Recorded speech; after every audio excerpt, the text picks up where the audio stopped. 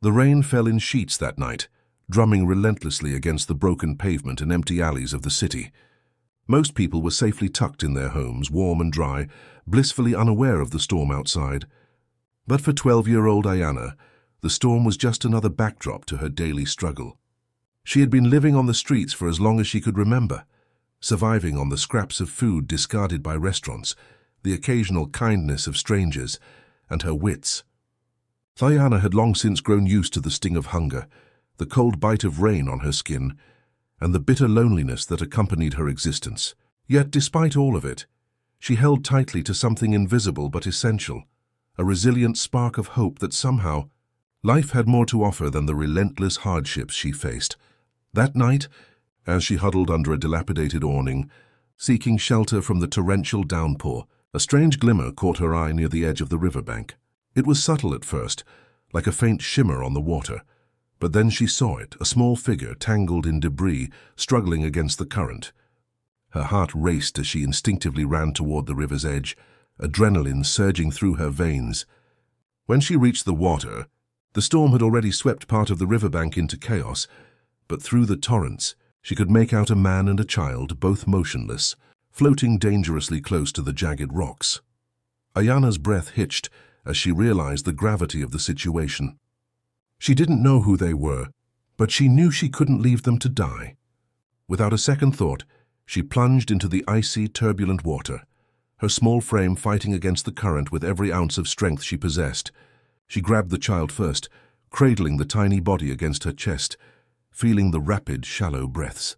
Panic surged in her chest as she looked at the man. A stranger, his expensive clothes ruined, face pale and motionless. Ayana's instincts screamed at her to act, and with sheer determination, she managed to drag him to shore, her body trembling from exhaustion and the frigid rainwater that soaked her to the bone. For a long moment, she simply stared at them, her chest heaving, water dripping from her hair and clothes. The child coughed and whimpered, small eyes wide and terrified. Ayana's heart broke at the sight, and she whispered soothingly, "It's okay, it's okay. I've got you." Her words were fragile against the roar of the storm, but they were all she had to give. She shook the man gently, trying to rouse him. His eyelids fluttered, and then he groaned, a deep, pained sound that sent chills down Ayana's spine. The reality of the situation hit her. The man was clearly wealthy, judging by the expensive watch on his wrist and the designer coat clinging to his shivering frame. Yet here he was, just another human being at the mercy of nature. Ayana felt a strange mix of fear and responsibility. She had no phone, no way to call for help, and the storm showed no sign of abating. All she had was her courage, her determination, and the knowledge that she could not, would not, let these two die. Wrapping the child in her thin, soaked jacket, Ayana used her body to shield them both from the wind. She whispered stories and reassurances, creating a fragile cocoon of warmth amidst the chaos. As she worked tirelessly to keep them alive, her mind raced with questions. Who were they? Why were they in the river during a storm like this? And more importantly, what would happen if she couldn't save them?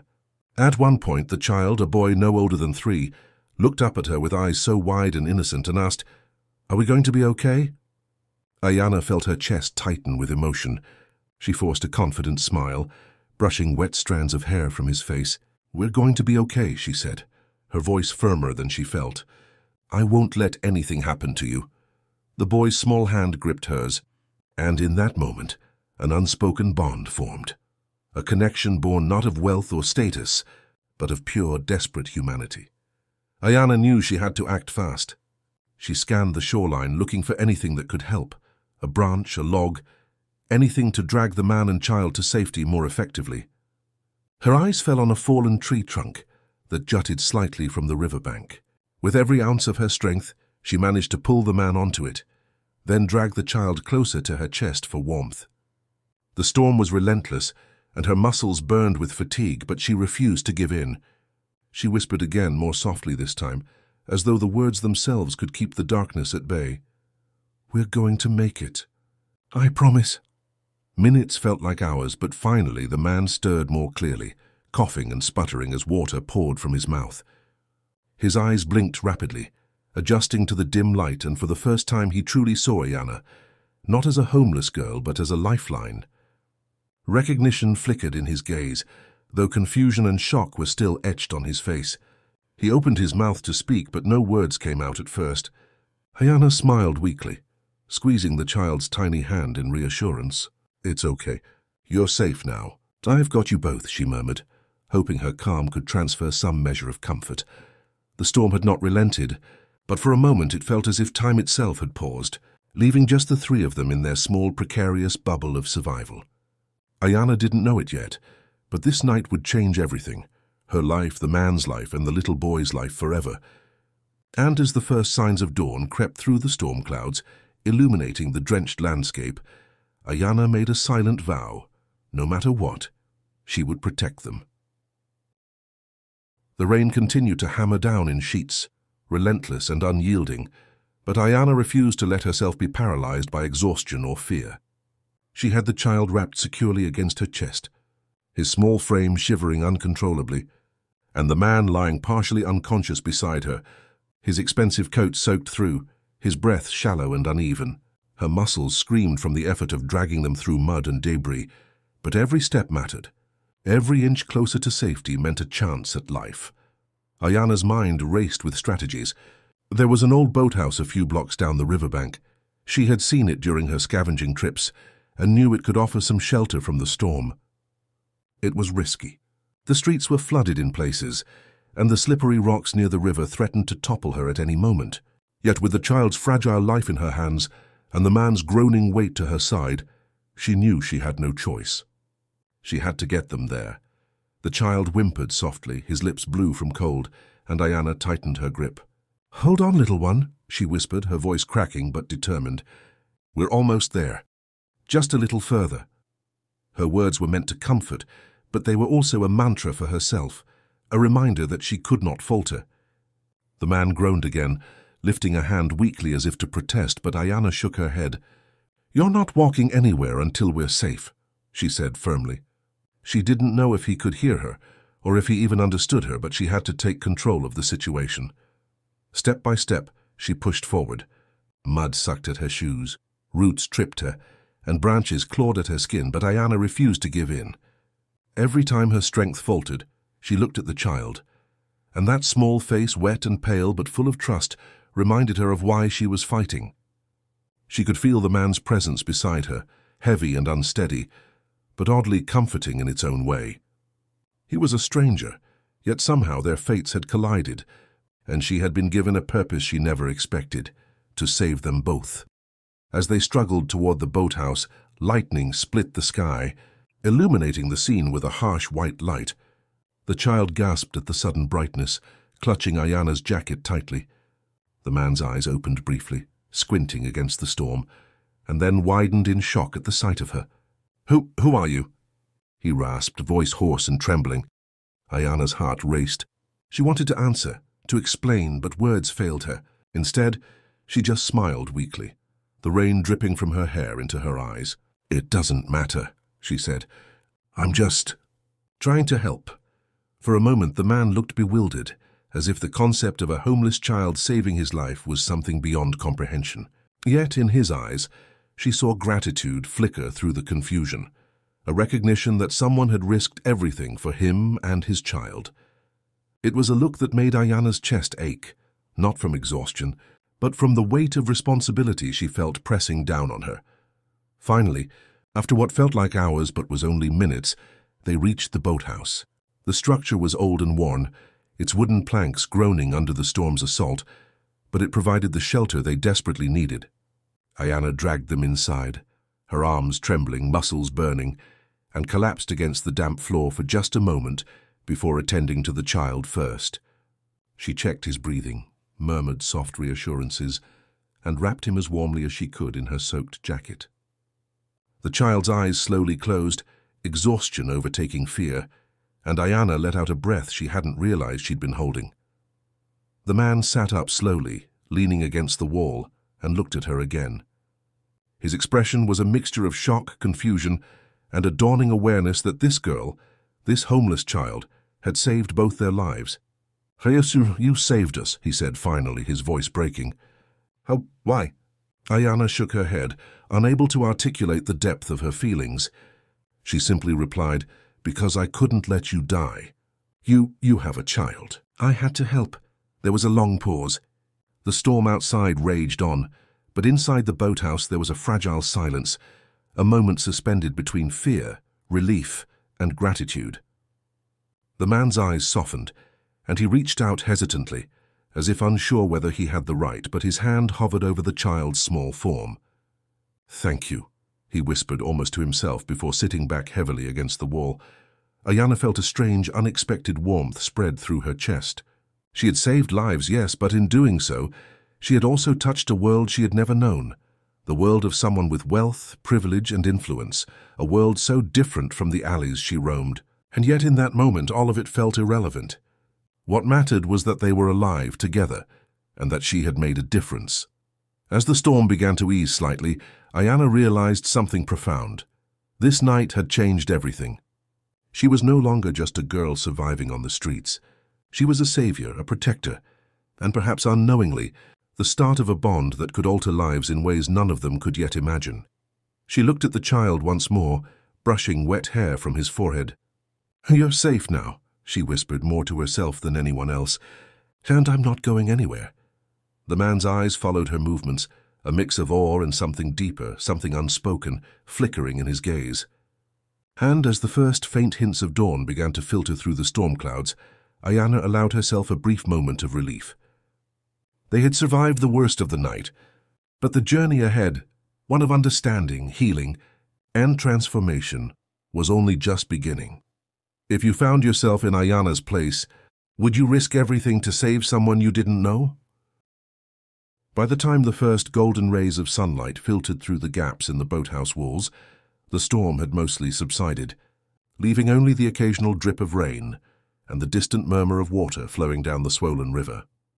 The air was thick with dampness, but inside the small shelter, there was a fragile warmth born not of fire but of survival, relief, and the unspoken bond forming between the girl and those she had saved. Ayana had stayed awake most of the night, cradling the child as he slept fitfully, occasionally stirring with small whimpers. She had placed the man against a wooden support beam, wrapping him in her thin jacket as best she could, but he had remained largely unconscious through the chaos of the storm. Now as the sunlight hit his face, his eyes fluttered open slowly, confusion and pain mixing in his gaze. The first thing he noticed was the child, still asleep against Ayana's chest, small fingers curled protectively around her own. His chest tightened as he realized the magnitude of what had occurred. Then he looked at her, the soaked, shivering yet fiercely determined girl who had risked her life to save his and his son's. Recognition and shock collided on his face. Who are you?" he asked again, voice hoarse and trembling, more vulnerable than Ayana had ever heard a grown man sound. Ayana gave a small, weary smile, brushing wet strands of hair from the child's forehead. "I'm Ayana. I just helped," she said softly. There was a quiet dignity in her tone, an unspoken pride in her actions, even though she had never imagined anyone would look at her with anything other than pity or suspicion. Her life on the streets had taught her to survive, not to be recognized. Yet here she was, holding the power of life and hope in her hands. The man's gaze softened, but it was layered with something heavier, guilt, shame, and awe. He reached a hand out tentatively, as if afraid to touch, yet drawn by the undeniable humanity before him. "Thayokat, you saved us," he murmured, his voice cracking. "I don't even know how to thank you." Ayana shook her head. "You don't need to, I couldn't leave you. Your son, he needed me," she said, her voice steady despite the trembling inside her. As the child stirred, blinking sleepily at the sunlight, Ayana helped him sit up, murmuring soft words of reassurance. The man watched silently, eyes fixed on the pair, and something shifted in him, a recognition that life, no matter how privileged, could always be fragile, and that the pure courage of a child could be more powerful than wealth or status. He swallowed hard, finally speaking again. I can't believe you're just a child. You saved my son. You saved me. How?" His voice trailed off, unable to find the right words. Ayana just shrugged, as if it were the most natural thing in the world. "It wasn't about who you are. It was about who needed help, and he needed me," she said, glancing down at the boy. The billionaire's chest tightened. He had spent his life surrounded by people who either feared him or wanted something from him. And yet, here was a girl, homeless and alone, who had acted purely out of instinct and compassion. It was humbling in a way he had never experienced, and the realization made his throat burn with emotion. You're extraordinary," he said quietly, almost reverently. Ayana blushed slightly, uncomfortable with praise, and turned her gaze toward the floor. "I'm just someone who's been alone a long time," she admitted. There was a vulnerability in her tone that made the man's heart ache. He could see the layers of struggle etched into her small frame, the years of hardship, the hunger, the exposure to cold and danger, but also the incredible strength that had carried her through to this moment. He tried to sit up fully, groaning softly, and Ayana quickly moved to steady him. "Take it easy," she said, supporting his weight. "You're hurt, and you need rest." He nodded, allowing himself to be guided, but there was a subtle, unspoken shift between them. He no longer saw her as just a street child. He saw her as a person of immense courage, a human being who had reminded him of the fragility and value of life. For the first time in years, the billionaire's mind wandered beyond his wealth, his empire, and his meticulously controlled life. He thought about his son, how precious and fragile that small life was, and how in one stormy night everything he had taken for granted could have been lost. And yet it hadn't, because of Ayana, because of her bravery, her humanity, and her willingness to act without fear. He reached into his pocket and pulled out his phone, realizing it had survived the flood. But he hesitated before using it. Not because he doubted its usefulness, but because he suddenly understood that some things in life couldn't be fixed with money, calls, or influence. Some things required human connection, sacrifice, and courage, and Ayana had given him all of that freely. The child, now more awake, looked up at him with wide, innocent eyes, and the billionaire felt a lump in his throat. "You're safe now, little one," he said softly, reaching out to gently brush a damp lock of hair from his son's face. The boy smiled faintly, trusting, comforted by the presence of the girl who had saved him. Ayana squeezed the boy's hand, feeling the weight of responsibility, but also the beginnings of something else, a fragile, growing bond that none of them yet fully understood. As the morning light grew brighter, illuminating the boathouse with a warm glow, the billionaire turned to Ayana. "You have to tell me everything," he said quietly. How did you end up here? How did you—" His words faltered again, but the question lingered, heavy with curiosity and genuine concern. Ayana looked at him, her gaze steady. "It's a long story," she said softly. "One that may be. One day I'll tell." And in that silence filled with the sounds of dripping water and distant birdsong, something extraordinary began to take root. Trust, connection, recognition of courage and humanity. The billionaire, who had controlled his world with wealth and power, began to understand that some of life's most profound moments could not be bought, only lived and shared. The morning sun filtered through the gaps in the boathouse walls, casting golden streaks over the damp floor. Yet inside the air was heavy with the quiet weight of reflection. The storm had passed, leaving the world outside washed clean. But inside a different kind of turbulence lingered, a storm of thoughts, emotions, and unspoken truths. The billionaire, still seated against the wall, watched Ayana move gently around the boathouse, checking on his child, adjusting the wet jacket wrapped around the little boy, and keeping her movements purposeful and calm, despite the shivering of her own body. He realized then, with an ache he hadn't felt in years, that this girl, this homeless, fragile, yet undeniably strong girl, had done more for him and his son than anyone else in his life ever had. She had acted without fear, without expectation, without hesitation, purely out of compassion and courage. And he, who had spent his life wielding power and wealth, had been helpless without her. It was a humbling, almost shocking revelation, one that left a deep void in his chest as he realized how many moments he had wasted, prioritizing everything but humanity. "You know," he said softly, breaking the silence, "I've had everything money can buy, but I've never had courage like yours, not once." His voice was quiet, almost confessional, as though admitting a truth he had long denied. Ayana paused, glancing at him with cautious curiosity. There was no arrogance in her gaze, only the same steady presence that had guided them through the storm. "I just did what I had to," she replied simply. "Anyone would have done the same if they could." He shook his head, a bitter smile tugging at the corners of his lips. "No, not anyone. Most people would have run. Most people would have—" His words faltered as guilt and shame flooded him. "I've been so blind," he whispered, voice cracking. "I've spent so long thinking life is about control, about wealth, about influence, and I didn't realize it's about moments like this. Moments where someone gives everything to protect another." Ayana felt a lump form in her throat. She had spent her life invisible, scraping by in alleys, surviving each day without anyone noticing, without anyone caring. And now this man, wealthy and powerful, was telling her that he saw her, not just her actions, but her as a person.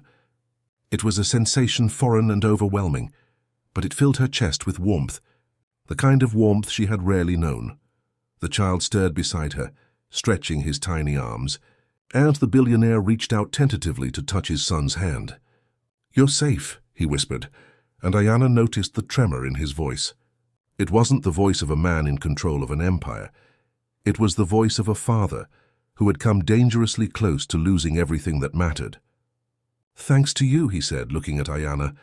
For the first time, the billionaire saw her not as a street child or a temporary rescuer, but as someone who had changed the trajectory of his life. He made a decision then, almost instinctively, that he couldn't articulate fully yet.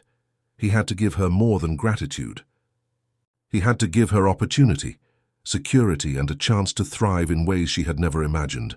"Ayana," he said gently, kneeling so he was closer to her height, "I want to help you. Not just today, not just with food or shelter, but everything, your life.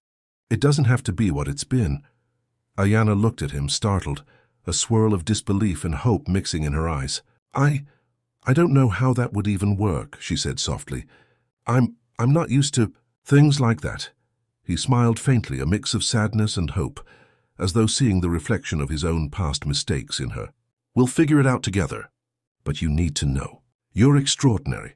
You deserve more than what life has given you so far." His words were heavy with sincerity, and for the first time in years, Ayana felt seen, truly seen. Not as a girl scraping by, not as someone invisible, but as a human being with value, courage, and an untapped potential that even she hadn't realized. As the morning light grew stronger, illuminating the boathouse, the three of them shared a quiet moment of connection. The billionaire watched as Ayana cleaned and cared for his child, as she moved with quiet purpose and tenderness, and he realized that the little boy had already begun to trust her completely. His son, who had been terrified moments ago, now looked up at her with wide, trusting eyes, as if he instinctively knew that Ayana was safe, reliable and kind. He reached out, placing a hand on Ayana's shoulder. "I don't know how I can ever repay you," he said softly, "but I want you to know. I will do everything I can to make sure you're never alone, never cold, never hungry again." Ayana's eyes glistened with tears she had tried to hold back. She had never known such words, such promises. She had lived a life where survival was the only certainty, and now for the first time she could imagine something different, something safe, something full of possibility. The billionaire's gaze softened as he watched her, as if he were witnessing not just a child who had saved lives, but a force of nature, a spirit that refused to break. And as Ayana held his son close, whispering comfort and reassurance, he understood that their lives had been irrevocably intertwined by courage, chance, and humanity. Outside, the city had begun to dry, the storm clouds slowly retreating, and with it came the sense that life could indeed change in an instant. One act of bravery had created a bridge between worlds that had never touched before, the harsh streets and the gilded halls of privilege, and that bridge had the power to transform all of them. Ayana had never imagined a place like this existed. The car that carried them from the boathouse to the mansion was smooth and warm, the seats soft and clean, and the steady hum of the engine seemed to speak of comfort she had only ever glimpsed in daydreams. She clutched the child's hand tightly, watching his small fingers curl around hers as he dozed lightly in her lap, trusting her completely. Her own mind raced with a mix of awe, apprehension, and disbelief. This was a world unlike the alleys, shelters, and streets she had called home, luxurious, vast, and full of people who wore polite smiles, but rarely understood struggle firsthand. The mansion itself was breathtaking. Towering walls, sparkling floors, and windows so large they seemed to swallow the sunlight filled every corner. Ayana's eyes widened as she took in the grandeur. The billionaire, noticing her amazement, smiled gently. "I know this is a lot," he said softly, "but I want you to feel safe here. Nothing will harm you." Ayana hesitated, her instincts screaming caution. She had spent her life relying only on herself, trusting no one. And yet here was a man who had not only saved her life, but was offering her the chance to be cared for, supported and protected. Inside, the staff moved efficiently, quietly attending to the household, but their gazes lingered on Ayana with curiosity, some with judgment and some with unspoken admiration. She noticed it immediately, the subtle glances, the whispered conversations. But she held her head high, clinging to the inner strength that had carried her through the storm. The billionaire guided her and the child to a private wing of the house, a cozy suite prepared with warmth, blankets and toys for the boy. "You can rest here," he said gently. "Take your time. Make it your own." Ayana nodded, the weight of the day pressing down on her. For hours she simply sat with the child, brushing damp strands of hair from his forehead, humming softly and watching him relax in the safety of the luxurious room. The contrast between her life on the streets and this new reality was overwhelming, and her mind swirled with questions. How could people live like this without knowing hunger, fear, or the bite of cold rain? How had she survived so long alone, only to find herself here, suddenly thrust into a world so foreign and yet so safe? The billionaire observed quietly from a distance, unsure how to bridge the gap between their vastly different worlds. He wanted to reassure her, to explain that wealth wasn't everything. But he also knew that no words could erase the years of hardship etched into her very being. So he stayed silent, giving her space, letting her acclimate at her own pace, while still maintaining a presence of protection and support. Over the next few days, Ayana began to adjust, slowly peeling away layers of distrust and caution. The child, now more comfortable, followed her every move, and she found herself caring for him, with a tenderness she hadn't realized she possessed. The billionaire watched this bond grow, realizing that in saving them, Ayana had also saved him from his loneliness, his pride, and the emotional distance he had built around himself over the years. Yet, despite the safety and luxury, challenges arose. Ayana struggled with etiquette, with rules, and with the strange foreign culture of privilege. At dinner, she accidentally spilled a glass of juice, earning sharp looks from some of the staff, and the billionaire intervened gently. "It's all right," he said kindly, smiling at her. "You don't have to change who you are to be accepted here." Ayana blinked, surprised by the grace in his voice. No one had ever told her she didn't have to apologize for existing. She began to open up, sharing snippets of her past, not all at once, but in fragments. She told him about nights spent on cold streets, days scavenging for food, the constant fear and the loneliness that had been her only companion. The billionaire listened, sometimes silent, sometimes with a soft, "I'm so sorry," until Ayana finally said, "But I'm here now, and I want to do right by your son, by you. That's all I want." The man's eyes glistened with unshed tears. "You've already done more than anyone could ask," he said softly.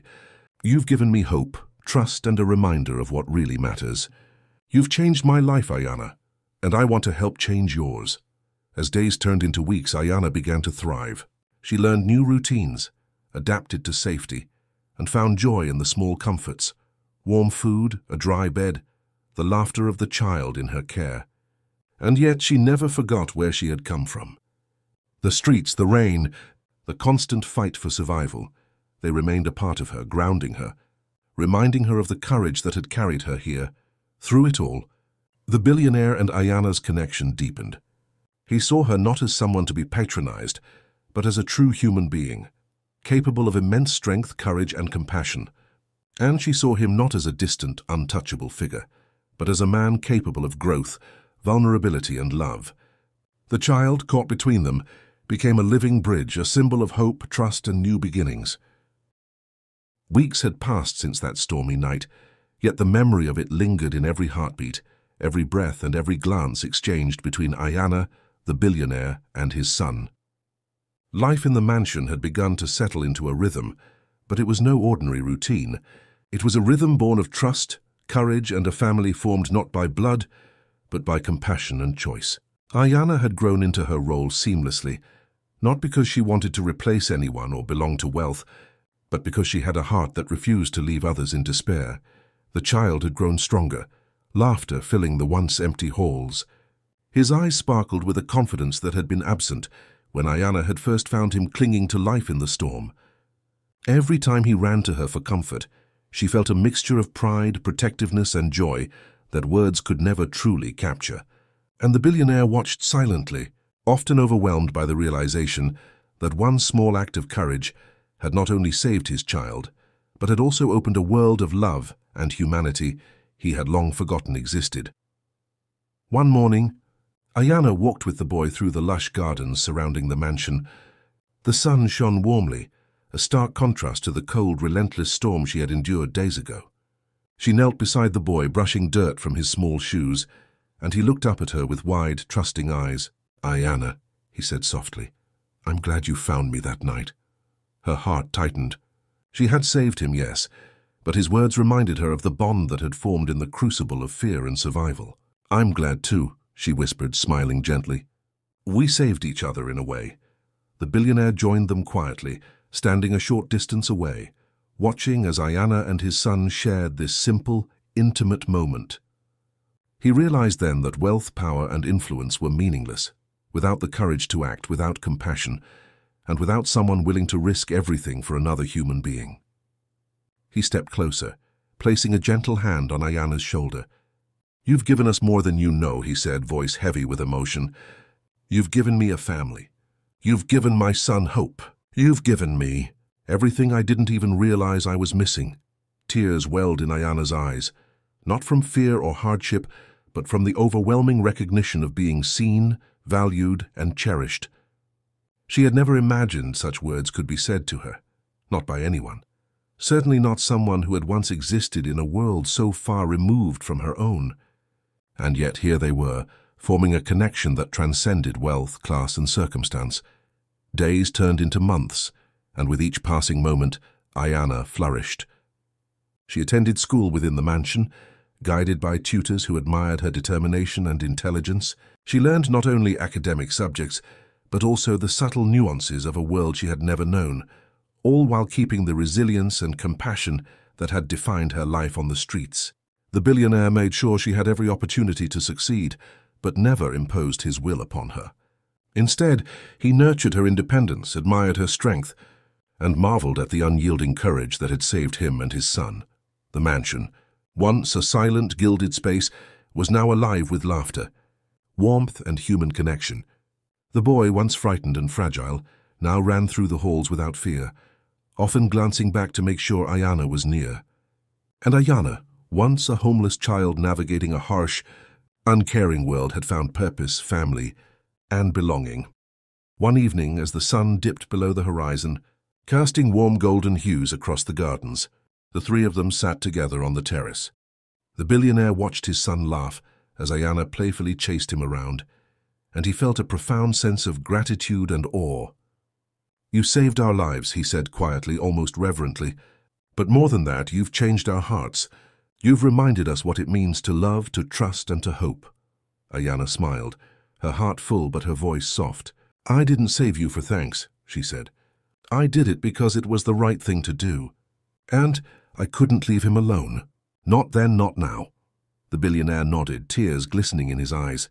He realized that in that single act of bravery, Ayana had given them more than life. She had given them a second chance, a new beginning, and a bond that would never break. The child ran to Ayana's side, hugging her tightly, and she held him close, feeling the warmth and trust that had blossomed from tragedy. The billionaire joined them, placing his arms around both, forming a circle that symbolized not wealth, status, or power, but love, courage, and humanity. In that moment, they were not a billionaire, a homeless girl and a child.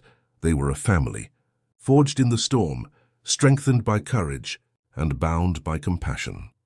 And as night fell over the mansion, casting a serene calm over the gardens and halls, Ayana realized something she had never imagined possible, that even in a world filled with hardship, Fear and uncertainty, one act of bravery, one choice to help, could change lives forever.